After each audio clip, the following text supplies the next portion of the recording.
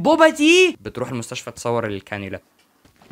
النهارده معانا ضيف شرف في الحلقه. ده كلام منطقي، ده كلام منطقي، ده كلام منطقي، ده كلام منطقي. النهارده معانا ضيف شرف في الحلقه، الفنان حمدي المرغني. اهلا بيك في الحلقه الثانيه من كلام منطقي. عارف انت لما تشوف اطفال صغيره بتعمل اي حاجه تتناسب مع كونهم اطفال صغيره، بيتشاقوا بقى، بيلعبوا، بيتنططوا، هتلاقي نفسك تلقائي من غير ما تفكر بتقول ايه ده احنا ما كناش عيال يا جدع. ورغم حقيقيه الجمله دي جدا ومنطقيتها، لان فعلا الاطفال دلوقتي من سن 8 شهور لسن 15 شهر بقوا صعبين. عارف لما تحس انك انت عايز تقول على حد صعب، هما بقوا صعبين. بس خلينا دلوقتي في الجمله بتاعت ده احنا ما كناش عيال يا جدع. الجمله دي من اكتر الجمل الكليشيه اللي سمعتها في حياتي، وبتتقال من اي حد لمجرد ان هو يشوف حد اتولد بعده. هو ممكن يكون اصلا شافه بيتولد، يعني ما شافوش بيعمل حاجه، بس هو مجرد ما شافه لازم يقولها. واللي بيقولها ده برضه خلي بالك ما بيبقاش دكتور فاروق الباز، يعني بيبقى عادي من سن حسن مالك، بس هو لازم يعمل نفسه كبير. في كليشيه تاني بيضايقني قوي في الناس الكبار في السن، ان هما بيكرروا الكلام اللي هما بيقولوه ببطء ويمدوا وشه قوي عشان يحسسك باهميه الكلام. يعني غالبا بيعمل كده في مثل مستهلك او حاجه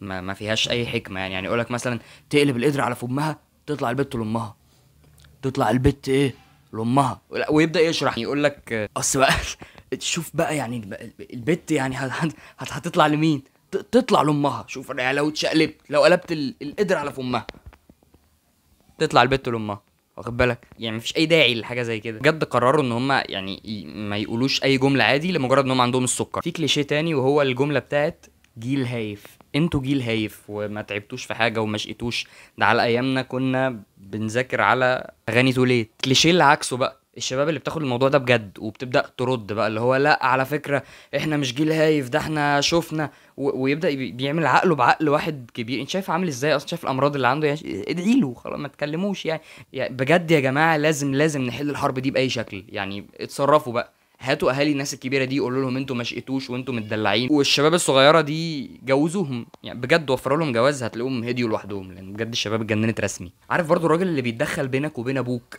لو شافكوا مثلا بتهزروا مع بعض او واخدين على بعض، او ابوك يعني مصاحبك اصلا، ده برضو راجع لمثل الراجل الكبير ده هو اللي قاله. يعني راجل كل الناس الكبار بتقول ان كبر ابنك خويه يعني مش خلف له عيل كمان اخ، لا خويه يعني ابقى انت اخوك كبير صاحبه. فانت لو حد لقاك انت وباباك صحاب مثلا بتناديله باسمه وبتهزروا مع بعض باي شكل ما، الراجل الكبير ده بياخد قرار ان هو لازم يخلي باباك شكله وحش لدرجه ان باباك مضطر مثلا يضربك طلقه عشان يطلع شكله كويس قدام الراجل ده. يبدا يتدخل كده ويقول لك انت ازاي بتكلم ابوك كده؟ ده انا يا ابني ايام زمان كنت عارف لو شفت ابويا ده كده ما اعرفوش. حضرتك عندك مشاكل في النسب، ليه بتتدخل تبوظ علاقتي بابويا؟ وهو كل ضرب لما شبع وهو صغير، يعني هو باباه كاله كميه علق. غالبا هو ما كانش بيشوف ابوه بسبب انه اتعمى من كتر الضرب، يعني عنده كميه ترومات اصلا من الضرب غالبا ده اللي اخترع تويتر برضو. زمن العنف الاسري الجميل. ما دي الاطفال بقى اللي لما كبرت بقت اهالي بتكبرها في حق نفسها، بقى منهم برضو امهات. انا ما عنديش مشكله مع الامهات، اكيد الجنه تحت رجليهم وكل حاجه على عيني وراسي، بس يعني بيكبروها في حق نفسهم قوي. يعني تطلب منك انك انت تروح ابو زعبل ترمي الزباله، فانت تقول لها حاضر يعني ربع ساعه بس، تقول لك لا ما انا ما خلفتش رجاله. يا ربنا ما يحوجني لحد، يا رب ربنا ما يحوجها. دي اشكال الواحد يتسند عليها لما يكبر. وبيمسكوا رضا الام بقى ده يحلبوه، اللي هو خلي بالك رضا امك، رضا الام ده يعني زي رضا عبعال كده بالظبط، بس ينطق انجليزي كويس. عاوزين نورمالايز عقوق الوالدين يا جماعه. او الكليشيه برضو بتاع محدش عارف الخير فين. اكيد مش في كوبس الكهرباء اللي انت مديت ايدك فيه واتكهربت، فمش كل غلطه انت تعملها تجيبها في القدر ومحدش عارف الخير فين. في بقى مجموعه تانية من الكليشيهات كده بتعصبني قوي، الكلمات الدارجه اللي غالبا بتستخدم على تيك توك. اول حاجه فيهم ودي الحمد لله ان هي بدات تتنسي شويه وخلصت، ذات مومنت. الناس اللي بتقعد تقول لك ذات مومنت لما مش عارف يحصل ايه، غالبا دلوقتي بتستخدمها قناه روتانا لما بتنزل يوتيوب شورتس من الافلام بتاعتها، يقول لك ذات مومنت لما، ويشرح لك المشهد عادي. او لما عامه بقى لما تلاقي لما يكون الجو برد، انا يا جماعه انا، او برضو اللي هو انا قوي احنا جدا. كور، كلمه كور بقينا نستخدم كلمه كور دلوقتي في اي يجيب لك اي مشهد لعصام عمر عصام عمر كور. ايه الكور في اللي هو بيعمله؟ راجل عادي مشهد عادي جدا يا بياكل. ايه الكور في كده؟ او عبث يا جماعه، عبث بجد، ده عبث. الناس بتستخدم الكلمه دي كتير قوي، مش عارف عايزين يبقوا مثقفين ولا ايه. وفي بقى مسميات برضو بتعصبني قوي، يعني واحد يسمي نفسه الغلابه. انت قررت ان انت اي حد بيشتغل في مكان فيه HR ما يتفرجش عليك لان انت بتاع الغلابه. او ده مصر، يعني هو نسب نفسه لمصر، هو مصر بريئه منك يا عديم الابداع يا مفتقر للفكاهه. وبعدين انت مفيش منك بره، يعني انت مفيش نسخه شبهك بالمنظر ده بره محافظتك، بره القريه اللي انت منها، عشان تبقى بتنسب نفسك لمصر، اللي هو انت بتاع مصر بس، عشان الناس ما تلخبطش يعني بينك وبين ديف شابيل او الناس اللي بتسمي نفسها البلد يعني. بس انا متفاهم، يعني اي حد بيقول البلد فلاح، اي حد بيقول البلد فلاح. انا من القليوبيه فانا ممكن اهزر عادي، القليوبيه مش فلاحين يعني، بس انا ممكن اهزر عادي، احنا ممكن نهزر عادي يعني. انا بهزر على الناس اللي بتسمي المسمى ده، ما تقعدش تقول لي مالهم الفلاح. انا هلغي الحته دي يعني ايه بوف بي او في بوينت اوف فيو، اي حاجه بتتكتب دلوقتي بقت اي حاجه بتتقال دلوقتي بقى بيتكتب قبلها بوينت اوف فيو. بوينت اوف فيو يعني وجهة نظر، فانت لو عندك وجهة نظر في حاجة بتقولها.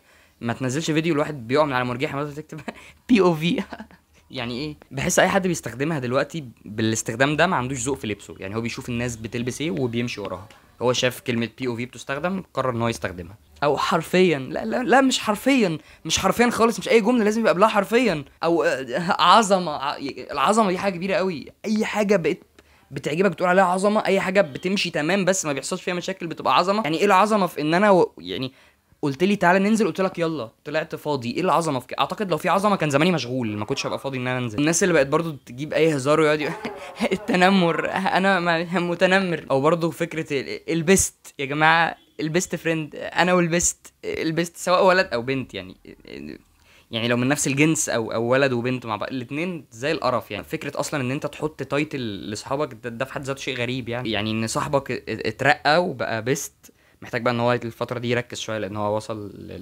لبوزيشن حلو قوي. دي حاجه صعبه يعني.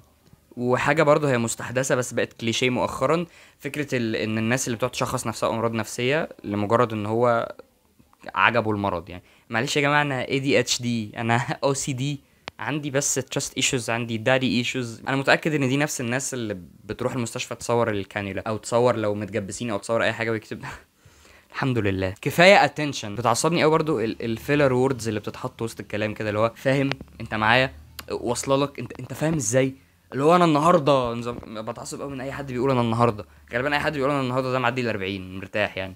او اللي هو نظام كذا، عمري ما شفت كلمه نظام مستخدمه في مكانها الصح. برضو الحته الجد اللي في اخر اي عمل كوميدي يعني بتبقى حته جد قوي، اللي هو يعني مثلا انت طول الفيلم عمال تهلس وفجاه قررت تمسك حرب العراق وامريكا وتقعد تشوف ايه. ما اعتقدش ان انا هصدق القرموطي لما يتكلم جد، او الجمله اللي بتراضي بيها الفئه اللي انت نبستها. يعني تبقى انت بقالك 70 دقيقه مخرم جلاليب الصعيد كلها، يعني ما خليتش صعيدي لما اتريقت عليه، وتيجي في الاخر بس والله ده اهلنا ده ناس كرم، ده ناس يا له، ده شوف الناس دي على راسنا الصعيد يا بلدينا.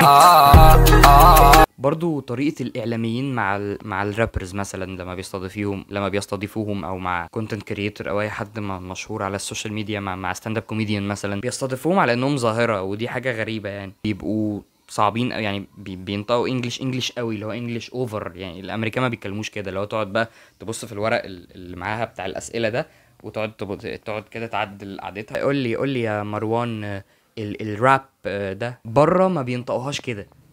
قول لي بقى انت بتعملوا اغاني معانا يا جماعه. مروان مطرب شاب، مطرب راب وتراب، وبيعمل اغاني جديده او مثلا لو معاهم ستاند اب كوميديانز معانا، الستاند اب ما بيقولوش كوميديان، بيقولوا اسمه. وقول لي بقى يا فلان، انت عايز تمثل يعني؟ هل انت فعلا، هل جماعه انا عندي هنا تساؤل مهم قوي، هل فعلا طه دسوقي خليفه احمد حلمي؟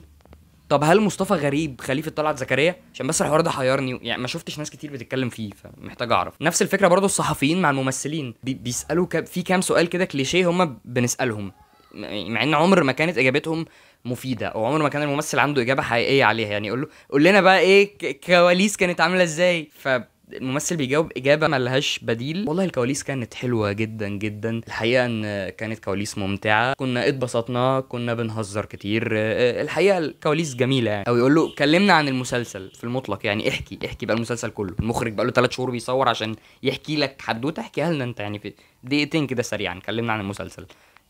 برضو ما بيلاقيش حاجه يقولها، بيقول له والله مسلسل حلو جدا من اخراج الاستاذ الكبير فلان الفلاني من تاليف الاستاذ فلان بيشاركني في العمل الفنانين زمايلي واخواتي وعلى راسي من فوق وهم احسن مني بكتير، ويا ريتني اطول ابقى بس ربع الفنان الكبير زميلي جان رامز بيقعد بقى يأفور قوي في التواضع كده وما بيقولش حاجه مفيده في الاخر. او مثلا اتكلمنا عن نجاح العمل برضو والله ده كان توفيق من ربنا، يعني احنا والله بنجتهد وده ما كانش يعني ده مش شطاره مني، ده توفيق من عند ربنا، وده مش مجهودي انا لوحدي، ده مجهود الاساتذه اللي معايا كلهم اساتذه كبار. يعني طبعا كان في مباريات تمثيليه كده لو ما كانش فيه العمل مش هينجح، لازم في حاجه اسمها مباريات تمثيليه. او بيسالوا برضو سؤال كرييتيف قوي بقى، السؤال ده محدش ساله، ده صحفي شقي بقى مواكب وبيسال اسئله شائكه بقى، يقول له قول لنا يا فنان رايك عن الفنانين اللي بتقول على نفسها نمبر 1 والحاجات، ايه رايك يا ترى؟ يعني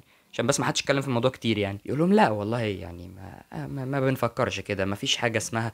اساتذتنا الكبار الاستاذ عادل امام، الاستاذ نور الشريف، نور النبوي، بولا صامويل، عمرهم ما كانوا بيقولوا انا نمره 1 ولا نمره، عمرهم ما بيقولوا رقم عامه او نمبر، بيقولوا نمره.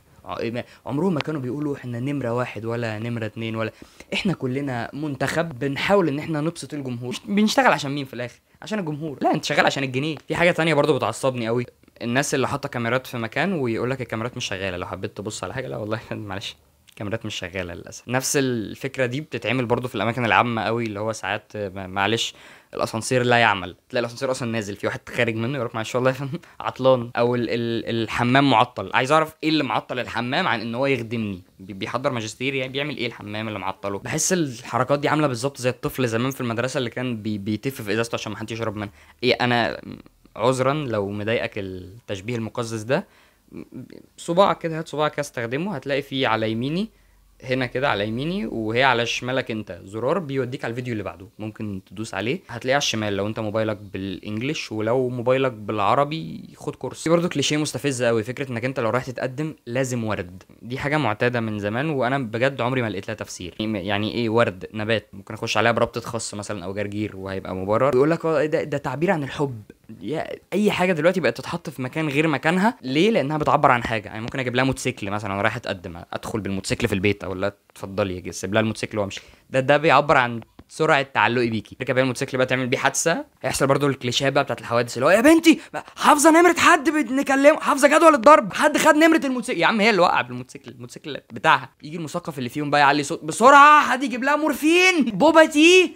ايه البوبا تي ده بقى زي العنب كده بنسقيه في شاي بسرعه، وادخل انا عليها بقى ولا انا وقعت كده بالظبط في حبك بقى يا راجل يا تافه، البت جالها شلل. اخر كليشيه بتاع ما يهمكش الكومنتات السلبيه، ما يهمكش لو ما بتجيبش ارقام، ما يهمكش كل الحاجات دي، كمل طالما بتعمل حاجه بتحبها، كمل اكيد هتوصل، كمل اكيد هتوصل. يا ريت ما تخلونيش اسمع الكلام ده تاني، يعني شغل الشغل كده. انت كده مش هيفرق معاك في حاجه تماما، هيفرق معانا. انت لو عملت لايك وسبسكرايب وعملت شير للحلقه لو عجبتك، انا مش هسمع الكلام ده تاني عشان انا سمعته الحلقه اللي فاتت وما عجبنيش خالص يعني. بس بصراحه انا حابب اشكر الكومنتات بتاعت الحلقه اللي فاتت كلها، لان كلهم صحابي داخلين يطبلوا لي، يعني ما اتفرجوش اصلا على الحلقه دخلوا كتبوا الكومنتس كده ومشيوا. بس في 2 كومنت، اول واحد قال لي بعد شهر هلاقيك يوتيوبر مشهور، شكرا. وتاني واحد قال لي الانترو كرنج غيرها، فشكرا برضه. ده مش برنامج بيضحك، ده مش نقد ولا ان انا بخصم مع اي فئه، ده مش كلام جد، ده كلام منطقي. انا فادي ايهاب، شكرا انك انت اتفرجت لحد هنا.